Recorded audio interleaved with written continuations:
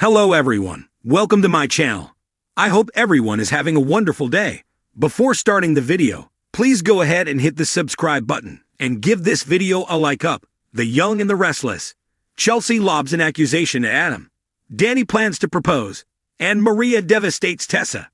At Society, Danny and Daniel share a laugh over dinner and discuss Lucy making new friends. She finally found her people. Danny tells Daniel he's happy to hear he's working through his pain by playing guitar. Daniel explains that the idea came from Tessa. He knows it's unconventional, but he feels it's helping him find his way. Danny asks, "Just how lost are you?" Daniel feels there's an empty space in his life. He sees it in Heather's missing things in her home. Sometimes he reaches for her when he's sleeping, but her side of the bed is empty. Danny says the empty spaces are literal. He lost someone he loves. Daniel explains she was his person. She could see in his eyes what he was feeling. Without her, he's just lonely. But he has Lucy. He's trying to be there for her, but it's hard. He worries if he told Heather he loved her enough. Danny says losing her was cruel and unfair, but he's proud of him trying to move on. Daniel knows he's getting better. But even playing guitar, he misses Heather on the rests between music. Danny feels bad that he hasn't been there. He knows Phyllis stepped up. Daniel explains that she relentlessly tried to get him to work with her. But she was actually trying to control her own trauma. They chuckle over her being a shark. Daniel warns his father not to call her that to her face. He knows his mother is trying to land this big fish and get Dumas to back her idea. He just hopes she doesn't end up doing something she regrets. Danny hopes Phyllis doesn't come on too strong with Dumas. He asks if she's okay after her ordeal with Sharon. Daniel decries what happened to her, but is trying to focus on his own healing. They joke a bit, and then Danny assures Daniel that he'll get through this. He thinks a lot of Tessa, who is quite a musician. "You two have quite a connection. You're just friends, right?" Daniel assures his father that his relationship with Tessa is platonic. They talk about finding solace in writing and playing music. Daniel tells Danny he feels like he has no idea what's going on with him. Are he and Christine okay? Danny says they're better than Oak. "I think that we have it figured out this time around. In fact, it's one of the reasons he came back to talk to Daniel. How would you feel if I asked her to marry me?" Daniel's surprised by this news. They haven't been back together for that long. Danny knows she's his person. What they have together is so right. Daniel won't tell him to wait. Danny teases that he'll need to break the news to his mom. They toast and chuckle. At Crimson Lights, Mariah thinks back to drinking with the older man while away on her trip and grimaces. She pulls out her phone and calls someone. "I really need to see you now. Do you think you can meet me?" As she sits and waits, Mariah flashes to laughing and drinking with the older man, and to going in for a kiss with him. Just then, Tessa shows up. She sits, and they talk about Mariah. Mariah looks miserable. Tessa notices she can't even look at her. She's hurt, but is trying to understand. Mariah says it's hard to be home, where they built their family and lives together.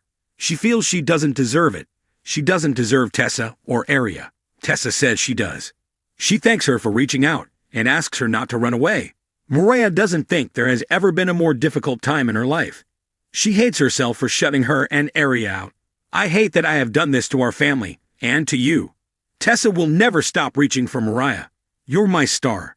She asks her to take her hand, but Mariah can't. She says, "And we can't keep doing this anymore." Tessa's dismayed to hear that Mariah can never tell her what happened on her trip. She tells her wife keeping it inside isn't healthy. She has to talk to someone. Mariah can't tell anyone ever what she has done. Tessa promises she'll forgive her. Mariah won't forgive herself. Ever. She did this, and she has to figure out how to live with it. But she won't put that on her or Mariah. Tessa asks what she's saying. Mariah says it's best if they separate. Mariah apologizes for not preparing Tessa. It's not a decision she came to lightly. "This feels like the end of the world to me, Tessa." Her wife gets upset when she tells her she's beautiful. They argue as Mariah says they need time apart. Tessa is sure she can make Mariah trust her love for her if she'll just tell her what is going on. Why does she think she gets to make a choice like this? She won't let her leave her when she needs her most. Mariah says she's so sorry, but nothing Tessa says or does will change her mind about this. She knows she thinks their love is enough to get them through this nightmare she's caused, but nothing will fix this. It's only going to get worse. Mariah needs to figure out a way to fix this, if anything can. Doing it with her and Mariah, there will put them through hell. Tessa asks, "So, you're just going to go away?" Mariah will have to live with this. She'll make a schedule to spend time with Aria and send it to her. Tessa gasps. So that's it. It's over. Mariah prays that it's not. She just needs space and time. Tessa sobs. Mariah knows she won't accept this, so she's going to go before she does more damage. Tessa pleads with her to tell her what happened. Mariah barks, "I can't. I won't." She loves her so much, but she can't do this with her. She'll have to let her go.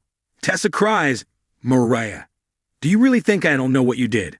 Tessa says, "It's not that hard to guess." She figures she got drunk and slept with someone else. "You cheated on me." Mariah won't talk about this. Tessa tells her she's already forgiven her. Mariah cries, "You don't know." Tessa knows what they have is bigger than any hurt between them. "You don't have to tell me what you did. You don't even have to talk to me. But I want you to look at me and see me again." She loves her and will be there for her no matter what. "Look at me," she pleads. "There's only one way forward, and through this. That is with me by your side, Oak." Mariah wishes she could do this with her, but it's not as simple as a one-night stand. What she did was so much worse. "I'm sorry, but this is the way it has to be." With that, she walks out, leaving Tessa sobbing. Chelsea joins Adam in his office and asks if he's ready to head home. He quickly closes his laptop, and she senses he's hiding something. Adam denies it. There are no secrets between them. Unconvinced, she asks if he was working on the smear campaign against Billy. Did he break his promise to her already? Chelsea starts ranting, and Adam can't get a word in edgewise. He tries to say she's wrong about him, but she's disappointed in questioning everything. Adam says he didn't publish one bad word about Billy Abbott. She asks, "Then what were you looking at on your computer?" He opens it and says, "This." She frowns. Zombies? He was playing a video game with Connor and Johnny. Chelsea can't believe what she just accused him of, and neither can he.